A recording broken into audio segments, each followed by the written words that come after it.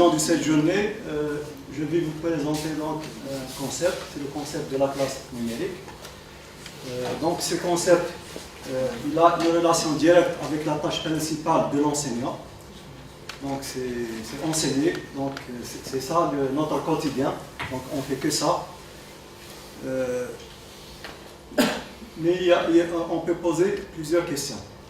C'est-à-dire il y a un développement de la technologie, mais la question qui se pose, est-ce qu'on est synchronisé avec cette technologie?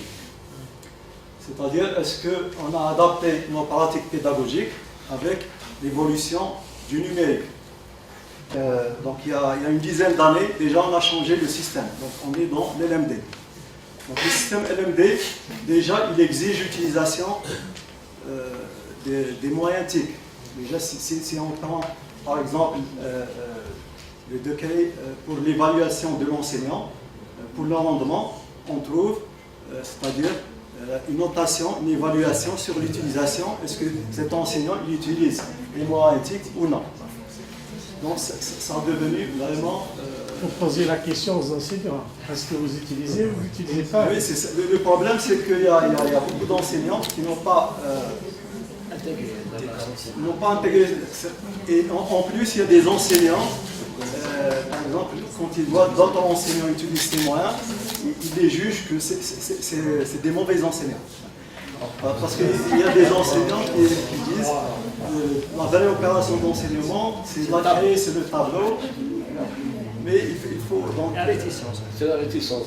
Exact. Moi, personnellement, je pense que l'enseignement numérique, avant tout, c'est un état d'esprit.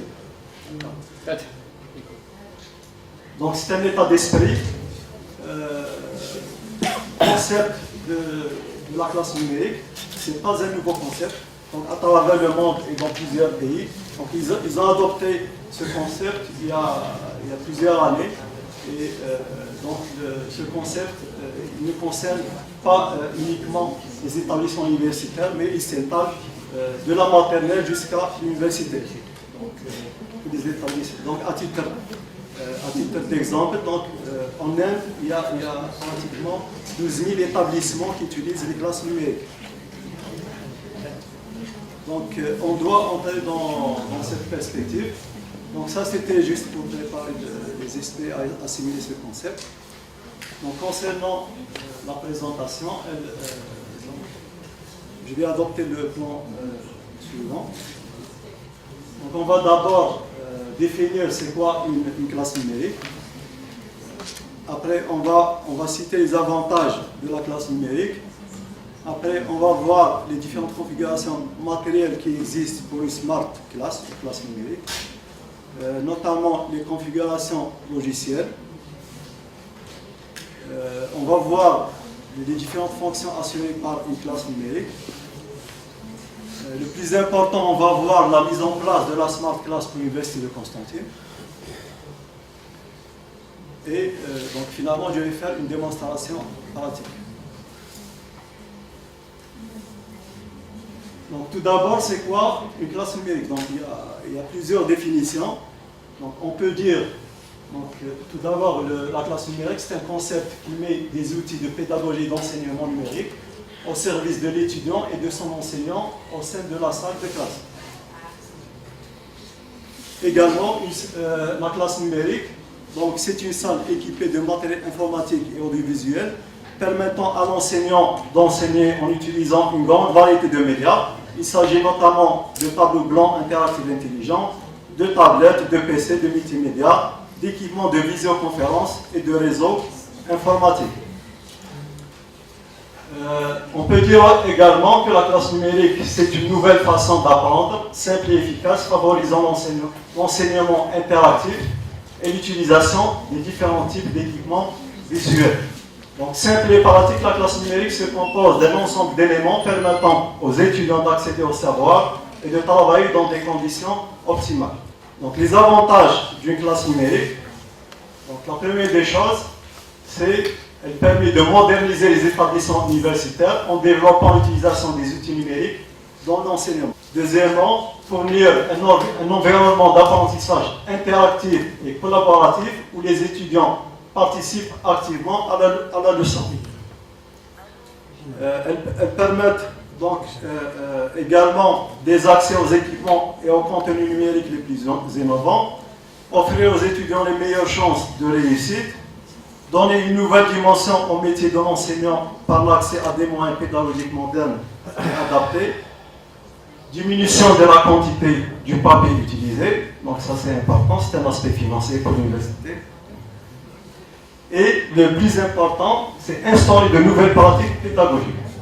Donc, pour les différentes configurations matérielles d'une Smart Class, moi j'ai choisi 2 configurations. Donc la première, c'est une configuration où on n'utilise pas un serveur. Il n'y a pas la nécessité d'utiliser un serveur. Donc, dans la configuration matérielle, il y a le côté enseignant.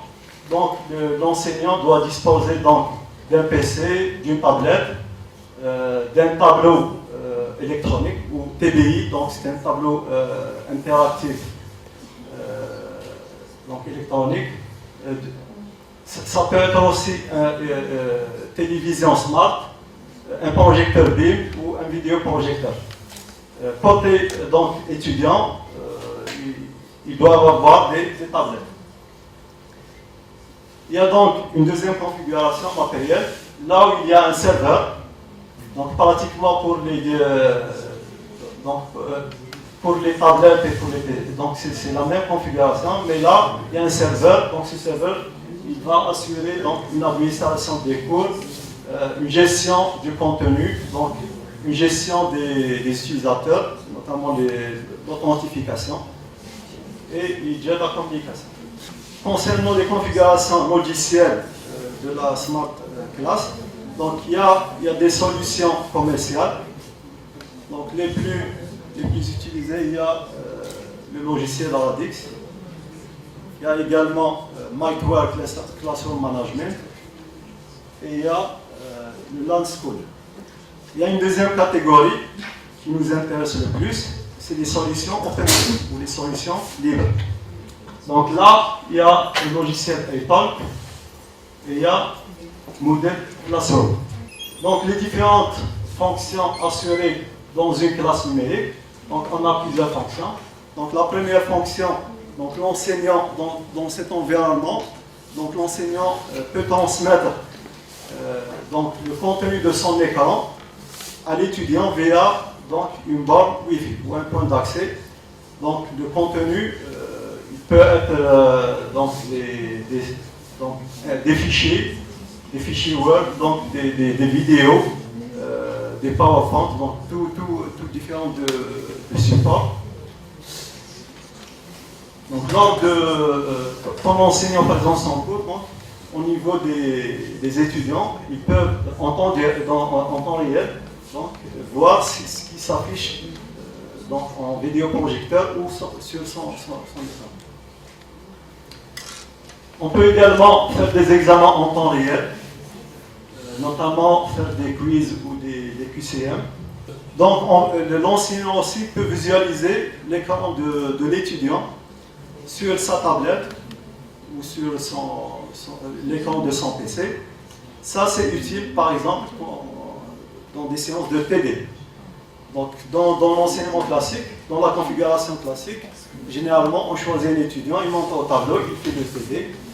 Là dans cette configuration, à partir de sa place, il peut faire le TD et tout le monde peut collaborer. Donc ça c'est intéressant. Donc une autre fonction aussi, l'enseignant peut verrouiller à distance donc la tablette ou le PC de l'étudiant. Comme ça pour éviter que l'étudiant pour attirer sa attention et pour qu'il ne puisse pas faire autre chose que suivre donc, le cours. Donc quatrième fonction, donc, on peut aussi faire un travail collaboratif en groupe avec le contenu de l'enseignant. Donc diffuser, partager ce contenu sur les différentes tablettes ou les différents PC des étudiants. Donc la cinquième fonction, donc l'enseignant peut contrôler à distance l'écran de l'étudiant individuellement. Donc ça aussi c'est intéressant par exemple dans les séances de TP, par exemple dans l'installation de certains logiciels. Donc l'enseignant n'est pas obligé de se déplacer à l'étudiant, donc à distance, il peut assister l'étudiant. Par exemple, quand les étudiants font des simulations, donc l'enseignant aussi peut voir pourquoi ça ne marche pas à distance, sans se déplacer à l'étudiant, et il peut donc individuellement voir chaque étudiant individuellement. Donc, il y en a d'autres fonctions. Donc on peut aussi faire transmettre des fichiers ou des supports vers les étudiants et vice-versa. On peut aussi parler avec un chat individuellement avec les étudiants, avec un étudiant bien précis, en lui adressant un message individuel. Maintenant, concernant la mise en place de la Smart Class pour l'Université de Constantine, donc tout d'abord,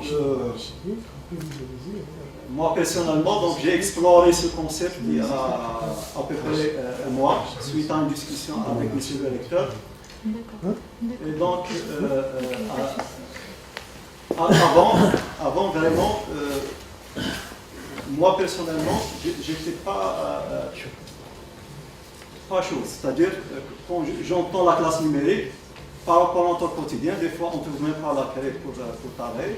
Donc je me suis dit, peut-être on est loin de ce concept, et on est loin de mettre en pratique ce concept.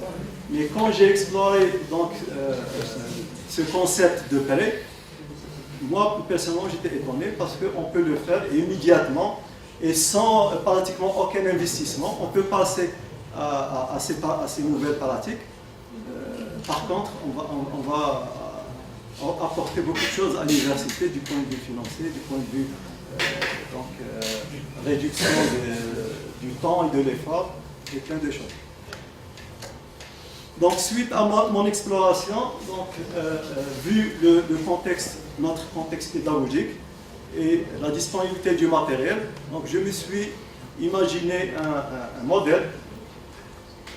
Donc, c'est une initiative personnelle. Et je me suis inspiré de ce modèle vis-à-vis à mon expérience avec les étudiants. Donc, il y a, pour la configuration matérielle, donc il y a des configurations avec des tablettes et des configurations avec des PC. Je pense que le mieux dans notre contexte, c'est de travailler avec, parce que moi j'ai remarqué que les étudiants, la plupart, ils ont des PC. Et pour mettre en pratique cette configuration, il suffit que 1 sur 2 des étudiants a un PC, 50%, et on peut facilement passer à cette solution. Moi personnellement, au semestre passé, j'ai réussi à travailler avec des étudiants, un TP avec leur propre PC. Il y avait un contretemps avec la programmation de la salle informatique. J'ai fait le TP durant tout le semestre sans aucun problème. Donc, vu ces données du terrain, on peut donc adopter cette configuration matérielle. Donc, la configuration matérielle, donc côté enseignant, l'enseignant doit avoir un PC, un vidéoprojecteur. Donc, actuellement, tous les établissements, ils ont des vidéoprojecteurs. Un récepteur Wi-Fi, il fait 1000 dinars. Là, c'est-à-dire la connexion entre le PC de l'enseignant et des étudiants, c'est uniquement à travers un point d'accès. On peut s'en passer de ça parce que n'importe quel smartphone, on peut le configurer en point d'accès. Donc n'importe quel smartphone. Donc côté étudiant, il suffit d'avoir des PC laptop et au moins un PC entre deux étudiants. Donc pour le côté logiciel, donc il y a pas mal de logiciels libres. Moi personnellement j'ai exploré iTalk, il marche très bien.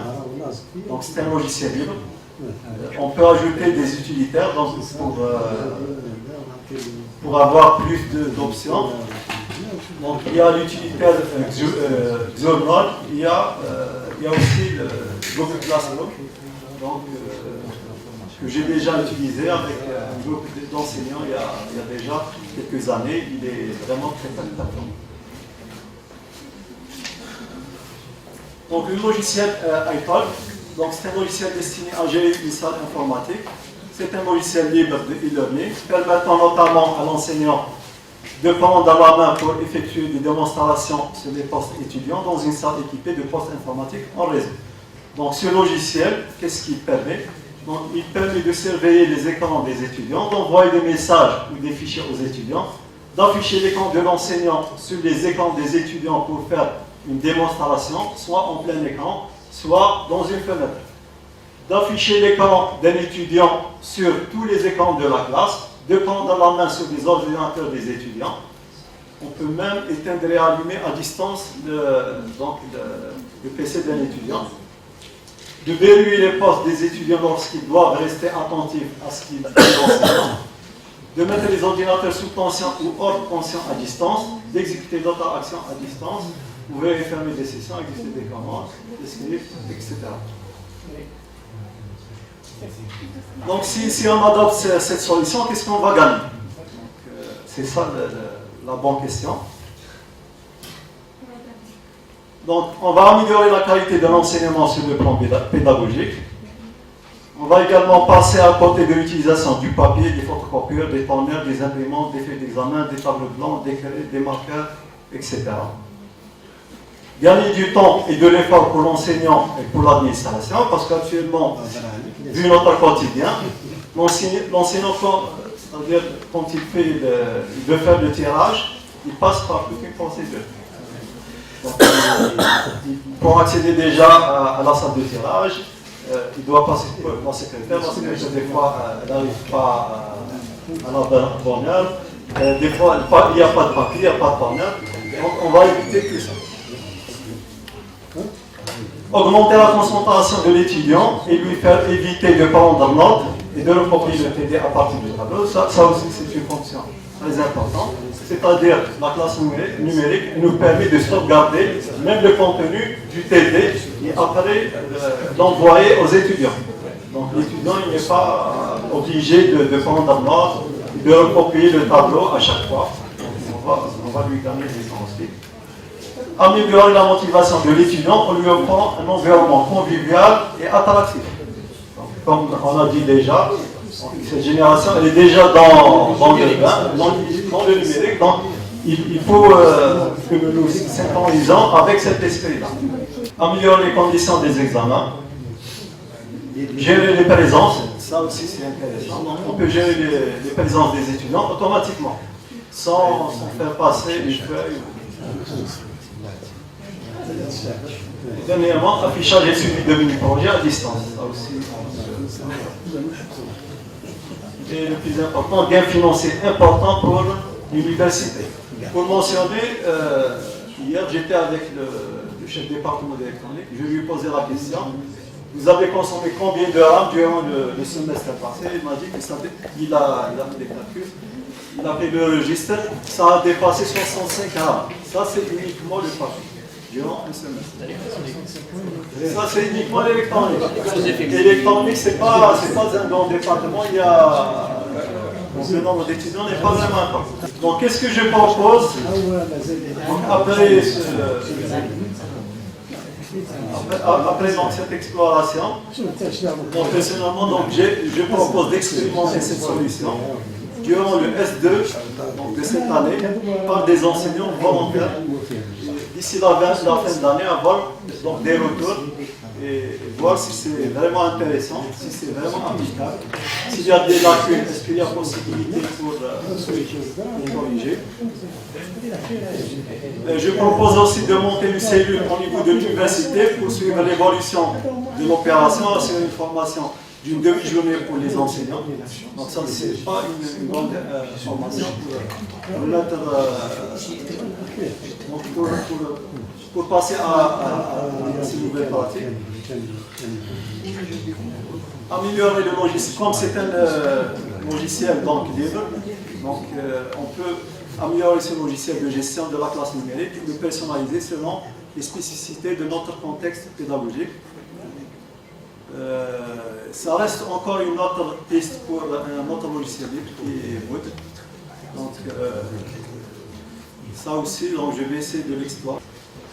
Donc, merci pour votre attention et on va passer à la démonstration pratique. Donc, le contenu de l'enseignant, on peut le diffuser sur les écrans de tous les étudiants. Donc ça, c'est l'une des fonctions. On peut également, parmi les fonctions, laisser l'étudiant faire une démo. Donc ça, c'est l'inverse. Il y a aussi la fonction du verrouillage. On peut verrouiller donc le poste. Donc on peut prendre le contrôle. Contrôler à distance. On peut allumer et éteindre à distance. Donc ça, c'est une petite démonstration.